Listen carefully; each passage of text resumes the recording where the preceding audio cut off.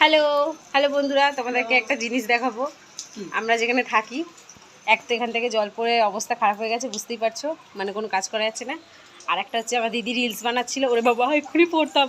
আর আমি যেখানটা ভিডিও বানাই সেখানের অবস্থাটা জাস্ট দেখো, এই দেখো দীঘা, এটা আমাদের দীঘা, এই হচ্ছে আমাদের দীঘা, বলদি এই আমাদের দীঘা। আমি যেখানটা ভিডিও বানাই সেখানের অবস্থাটা জাস্ট দেখো, পুরো জল জমে গেছে, প্রচুর জল, মানে আজকে ইম্পসিবল ভিডিও বানানো বন্ধুরা। এই দেখো বাচ্চারা কি করছে, আনন্দ পাচ্ছে, তো দেখতেই পাচ্ছ।